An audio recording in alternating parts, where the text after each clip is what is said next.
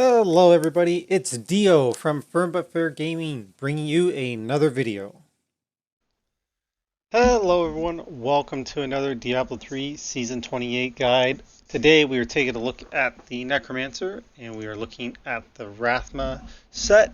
So for those that are unfamiliar, the two-piece bonus for the Rathma set is your permanent minions reduce the cooldown of Army of the Dead by half a second each time they deal damage, and your skeletal warriors spawn faster, and your revived minions no longer expire.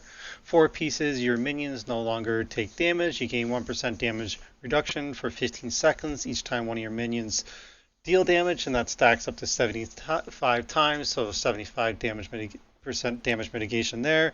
And then lastly, 6 piece, each permanent active minion increases the damage of Army of the Dead by 1750% up to 31,500%. Enjoying all the videos and content we produce, don't forget to click on that subscribe button, click on that like button, and don't be afraid to share. Don't forget to click on the notification button. Customize it however you want, but that way you're notified whenever we publish another video. Alright, while we get going here to go over the items, going to just throw up some gameplay footage of a 110 just so you can see what it looks like in action. Alright, so here we go for the items. So we are wearing 5 pieces because we are utilizing Ring of Royal Grandeur. So the set pieces that I opted to wear are the helm, shoulders, gloves, boots, and chest. And now the boots can be swapped out because we're also wearing Captain Crimson, so you can either wear the boots of Captain Crimson and the legs for Rathma, or vice versa. So for those that aren't familiar, the Captain Crimson set bonuses for 2-piece. We get 6,000 life per second, and then 20% cooldown reduction and 20% resource reduction. And then the bonus from Ring of Royal Grandeur, the 3-piece, we get damage deltas increased by percent of cooldown reduction, and damage taken is reduced by a percent of resource cost reduction. So and then also we're wearing another set. We have the Jetheth arm set, so the scythe and shield. So when the target of your command skeleton dies, your skeletons are automatically commanded to attack a nearby target, and while your skeletons are commanded to attack a target, we deal 400% increased damage.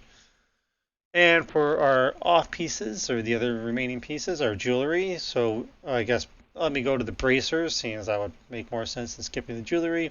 So Bonds of Clana, Army of the Dead deals up to 100% more increased damage, or double this bonus against an active target of command skeletons. So that would be like for elites and whatnot. For our jewelry, we are wearing Squirt's Necklace, so while not taking damage, damage delta is increased by up to 100%, and damage taken is increased by up to 50. And then we have Convention of Elements, so it cycles through the various elements here, and we get up to 200% increased damage of that specific element. And then lastly, we are using Crispin Sentence, so we deal up to 100% increased damage against slowed enemies, or triple against enemies affected by any other type of control impairing effect. So if they're stunned, they would take 3 times as much damage. Moving on to our legendary gems. At first, when you're unfamiliar with the build, it is a little bit squishy, as well as with the lower Paragon. So I opted for an Esoterics alteration. So that gem is gained up to, well, as you level, so I only got 25% non-physical damage reduction at rank 30. Obviously, it goes up to 60 at 100. And then the rank 25 we unlock while below 50% life. Our resistances to everything are increased by 75%. Then we're using Bane of the Trapped, increased damage against enemies under the effects of control impairing effects by up to X%.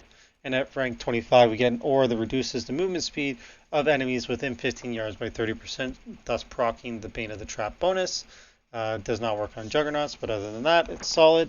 And lastly, I am using Bane of the Stricken, so each attack we make against an enemy increases the damage it takes from our attacks by X%, and that stacks. And then at rank 25, we get 25% increased damage against bosses and Rift Guardians. If you find you are surviving well enough, you can substitute the Esoterics for Bane of the Powerful if you want. So Bane of the Powerful is gain 20% increased damage for X seconds after killing an elite pack. and gain 15% increased damage versus elites, and take 15% reduced damage from elites. So that is an option as well. For our cube, okay, there we go. We are using the funerary pick. So siphon blood drains blood from 2 additional targets. Each target takes up to 300% increased damage from you unless there's one target, then it gets double the increased damage. And then the bonus from Siphon Blood, Power Shift is now 20% per stack and benefits all skills. So that's a damage boost for us. For our armor, we are using Fate's Vow. Army of the Dead deals an additional 250% damage and gains the effect of the unconventional warfare rune. And then lastly, as mentioned, we are using Ring of Royal Grandeur, so it reduces the number of items needed for set bonuses by 1. So that is how we are able to utilize and get the 3 piece from Captain Crimson and the 6 piece from Rathma with 1 less piece each. For our skills, so I went with Siphon Blood Power Shift. So we're going to Siphon Blood from an enemy, it gives us a stack to give us more damage. We have Command Skeletons with Frenzy, so we're just going to tell our skeletons to go attack somebody. It's going to then make them deal more damage, as well as that target take more damage from us. We have Army of the Dead with Death's Valley, so we're going to raise a massive skeleton army to pummel the targeted location, dealing 12,000% damage. So this is our big damage dealer. And then we have Revive with Personal Army, so we're going to revive up to 10 corpses that are going to do some fighting for us. Leech with Blood Flask, so curse a target area, and this is basically important. It's going to give us some life regen, but the most important part of this is whenever cursed enemy dies, it reduces our cooldown of our potion by 1 second. So this is going to let us spam our potion significantly more often than other classes and give us chances to have multiple buffs. So far I've had all 4 buffs up. It is fantastic. And then lastly, running Aura of Frailty, just because when we do our big ability, we might knock them down into Aura of Frailty range of 15%. It's basically a free executioner at 15%, so it just helps finishes off any low mobs that are around instead of having to wait for it to come back up and sit there and kill them. It just helps clean up any loose ends, I guess I could say. Okay, and then for our passives, we have Rathma's Shield. We cannot lose life for 4 seconds after using Land of the Dead, Army of the Dead, or Simulacrum. This cannot occur more than once every 60 seconds. Nice invulnerability there. Eternal Torment. Our curses cost 50% less essence and last forever. Ghastly Tribute. We are healed for 10% of our life on hit when one of our minions hits an enemy, so some survivability. Then Final Service, rocking that for a second life. Just because we are fairly squishy, so this will help keep us alive longer and off a res timer in our GRs. For our rotation, it is pretty simple. We are going to, when we go into an area, we're going to want to get up to 10 Siphon Blood, throw to Blood Leech, or Curse, and then we're going to use Army of the Dead to try to nuke some of the mobs so that we can do a Revive Army.